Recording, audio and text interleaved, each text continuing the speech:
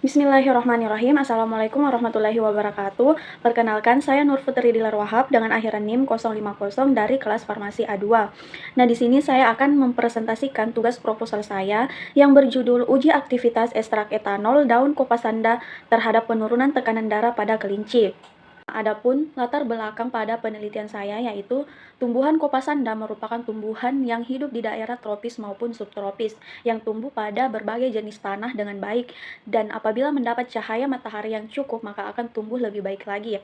Nah, organ utama yang paling banyak digunakan sebagai obat tradisional untuk berbagai macam penyakit adalah bagian daunnya. Nah, sejumlah ekstrak dan senyawa yang berasal dari tanaman telah terbukti secara in vitro sebagai ACE atau angiotensin converting enzyme inhibitor terhadap penyakit hipertensi. Efek antihipertensi tersebut dianggap berasal dari adanya senyawa flavonoid yang turunan senyawa kimia kompleksnya dapat mencapai ke dalam pusat aktif ACE. Screening fitokimia mengungkapkan adanya kandungan flavonoid, alkaloid, sinogenik glikosida, fitat, saponin, dan tanin pada daun kopasanda. Daun kopasanda dapat digunakan dalam perawatan kesehatan tradisional sebagai antihipertensi dan diuretik. Nah, hipertensi itu sendiri merupakan salah satu masalah kesehatan yang cukup berbahaya di dunia, karena hipertensi merupakan faktor risiko utama yang mengarah kepada penyakit kardiovaskular, seperti serangan jantung, gagal jantung, stroke, dan penyakit ginjal, yang mana pada tahun 2016 penyakit jantung iskemik dan stroke menjadi dua penyebab kematian utama di dunia. Hipertensi adalah penyakit yang didefinisikan sebagai peningkatan tekanan darah secara menetap. Umumnya, seseorang dikatakan mengalami hipertensi jika tekanan darahnya berada di atas 140/90 mmHg. Hipertensi ini dipicu oleh beberapa faktor risiko seperti faktor genetik, obesitas, kelebihan asupan natrium, dislipidemia, kurangnya aktivitas fisik, dan defisiensi vitamin D. Hipertensi ini dapat ditangani secara modern dengan zat sintetik maupun secara tradisional dengan menggunakan tumbuhan yang mengandung zat berkhasiat. Tumbuhan merupakan salah satu bahan obat dan memiliki berbagai macam kandungan kimia yang memiliki khasiat sebagai obat. Adapun rumusan masalah dalam penelitian saya yaitu apakah ekstrak etanol daun kopasanda ini memiliki aktivitas terhadap penurunan tekanan darah pada kelinci, dan untuk ruang lingkupnya yaitu uji aktivitas ekstrak etanol daun kopasanda terhadap penurunan tekanan darah pada kelinci. Nah, adapun beberapa penelitian terdahulu yaitu menurut penelitian yang dilakukan oleh Vital dan Windel 2009, daun kopasanda dalam penggunaannya memiliki efek anti-diare, antiinflamasi, diuretik, tonik jantung, dan anti-hipertensi.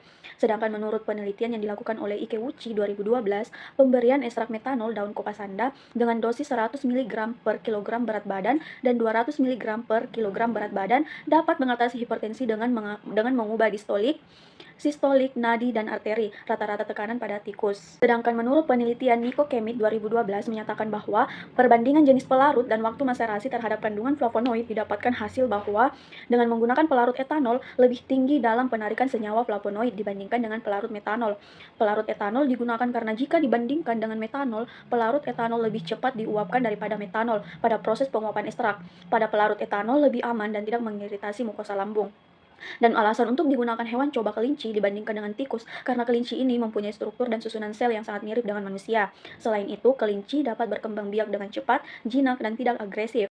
Nah, adapun tujuan penelitian saya yaitu untuk mengetahui aktivitas ekstrak etanol daun kopasanda terhadap penurunan tekanan darah pada kelinci, dan untuk manfaatnya yaitu untuk menginformasikan kepada masyarakat terkait aktivitas daun kopasanda terhadap penurunan tekanan darah. Selanjutnya yaitu tinjauan pustaka. Nah, sampel yang saya akan gunakan pada penelitian saya yaitu menggunakan daun kopasanda. Nah, di situ ada klasifikasi tanaman kopasanda. Nah, tumbuhan kopasanda ini dikenal sebagai gulma dan merupakan tanaman yang semak menahun, yang termasuk ke dalam golongan aster yang memiliki batang yang lurus dan rapuh serta bercabang banyak. Batang ditumbuhi rambut-rambut halus, bercorak garis-garis, tinggi mencapai 100-200 cm. Daunnya berbentuk oval, bagian bawahnya lebih lebar dan semakin ke ujung semakin meruncing. Panjang daun 6-10 cm dan lebarnya 3-6 cm. Tepi daun bergerigi dan susunan daun berhadap-hadapan. Sistem perakarannya tunggang, berbentuk fosiformis atau tombak dan menjalar pada pangkalnya. Nah, untuk pemilihan jenis pelarut terhadap kandungan flavonoid didapatkan hasil bahwa dengan menggunakan pelarut etanol lebih tinggi dalam penarikan senyawa flavonoid. Pelarut etanol lebih cepat diuapkan pada proses penguapan ekstrak dan lebih aman dan tidak mengiritasi mukosa lambung. Nah, untuk metode ekstraksi yang saya gunakan yaitu metode maserasi, dikarenakan perkolasi dilakukan dengan mengalirkan pelarut pada sampel sampai seluruh senyawa tersari dengan sempurna. Oleh karena itu, pelarut dengan jumlah banyak dibutuhkan dalam cara ini. Nah, untuk hewan percobaan saya itu saya menggunakan hewan uji kelinci. Di situ ada klasifikasi kelincinya dan juga ada data biologis kelinci. Selanjutnya yaitu tinjauan Islami. Nah, penggunaan bahan alam untuk pengobatan sudah tersirat dalam Al-Quran surah Asy-Syu'ara ayat 7 yang berbunyi, A'udzubillahi minasyaitonirrajim, Bismillahirrahmanirrahim. Awalam yarau ilal ardi kam anbatna fiha min kulli saujim karim. Yang artinya, dan apakah mereka tidak memperhatikan bumi? Berapakah banyaknya kami tumbuhkan di bumi itu berbagai macam tumbuh-tumbuhan yang baik. Nah, ayat tersebut mengingatkan tentang adanya tanda-tanda kekuasaan dan senantiasa mengisyaratkan kepada manusia untuk mengembangkan dan memperluas ilmu pengetahuan, khususnya ilmu yang membahas tentang obat yang berasal dari alam, baik dari tumbuh-tumbuhan, hewan, maupun mineral. Tumbuhan mempunyai susunan dan bentuk luar yang berbeda-beda dengan tumbuhan lain dan memiliki kegunaan yang berbeda-beda pula, salah satunya untuk pengobatan. Selanjutnya yaitu metodologi penelitian. Nah, jenis penelitian saya yaitu penelitian laboratorium yang bersifat eksperimental dengan analisis pendekatan kuantitatif. Dan untuk lokasi dan waktu penelitiannya itu, lokasinya itu dilakukan di Laboratorium Biologi Farmasi dan Laboratorium Kimia Farmasi Universitas Islam Negeri Alauddin Makassar.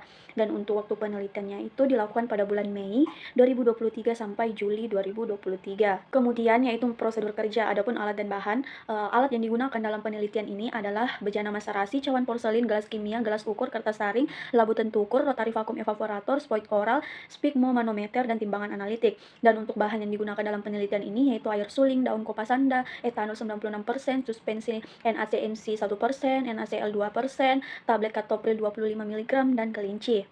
Selanjutnya yaitu tahapan penelitian. Yang pertama yaitu pengambilan sampel. Nah, sampel yang digunakan adalah daun segar kopasanda yang diambil di Kampung Berua, Jalan Perintis, KM 11, Makassar, Provinsi Sulawesi Selatan.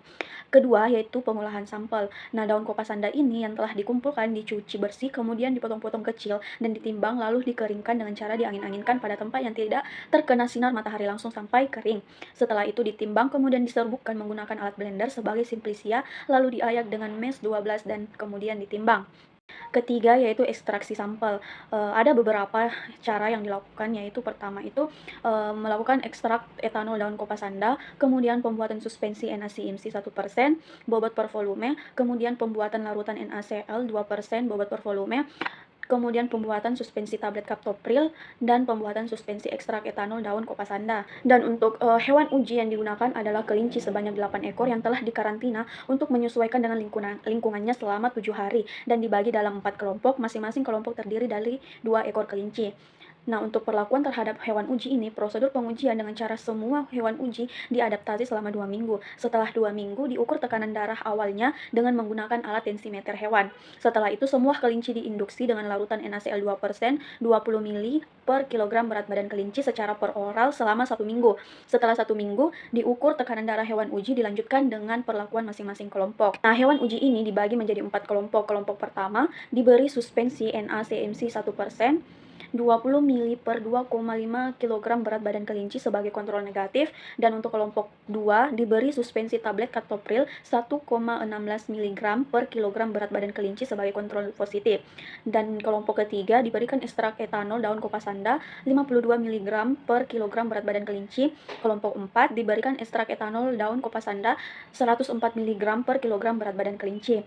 Nah, sebelum perlakuan itu, hewan uji tidak diberi makan selama 8 jam, hanya diberi minum agar lambung hewan uji kosong dan tidak mempengaruhi penyerapannya.